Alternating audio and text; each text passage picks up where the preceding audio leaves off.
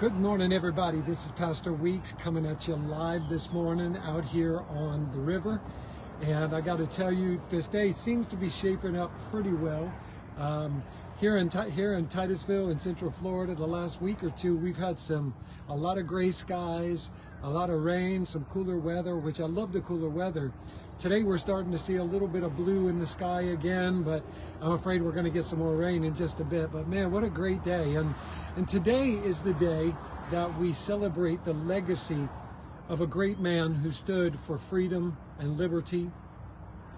And his name is Dr. Martin Luther King Jr. Today is Dr. Martin Luther King Jr. Day.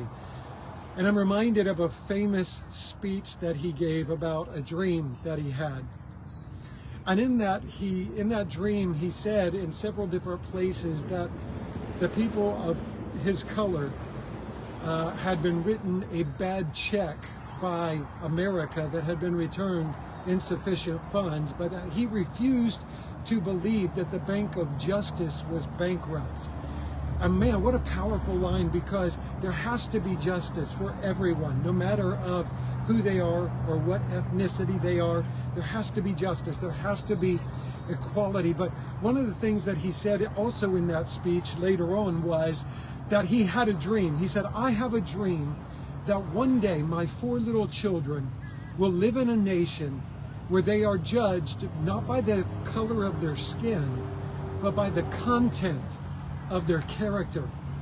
Listen, at the time that Martin Luther King Jr. wrote this speech and gave this speech, the Emancipation Proclamation had already been signed and slaves had been freed, but there was still not equality in the United States of America. They were still dealing with segregation and social injustices and not being able to do things like vote and those kind of things. And so Dr. Martin Luther King Jr. became a voice for his people.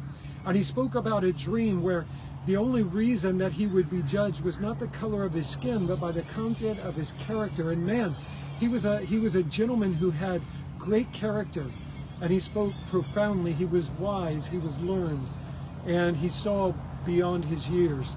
And tragically, as you know, his life ended as he was assassinated, but his dream lived on. And today, there is far more equality in our world and in America because of this man's dreams. And it got me to thinking about the dreams that I have, the dreams that you have. Maybe we're not content with where we are. Maybe we're not happy with the way things are, and we want things to change, and we have a dream, but sometimes we're afraid to dream. Sometimes we're afraid to move out and step out. Sometimes we're anxious about a dream. But listen, God has given dreams and he's given visions. And the scripture says that in the last days he will pour out his spirit upon all flesh. And your old men will dream dreams and your young men will see visions. It means that people will begin to dream again. People will begin to have visions again. And I have a dream. I have a dream that one day that sin in our world, that the curse of sin in our families, in our lives, in our communities will be broken. I have a dream that one day men and women, even believers, will be set free, because yes, there are still some believers in Jesus Christ who are walking around bound up, ensnared, chained up with feelings, emotions, offenses, hurts, all of those kind of things. And I have a dream that one day God is going to break those chains and he's going to set them free. But I ask you today, do you dare to dream? Because it's in the dreaming that that dream then gets feet and comes into reality. So in the lyrics of a song, dream on, dream on. I love you today. I have a dream, and today we honor the legacy of Dr. Martin Luther King Jr.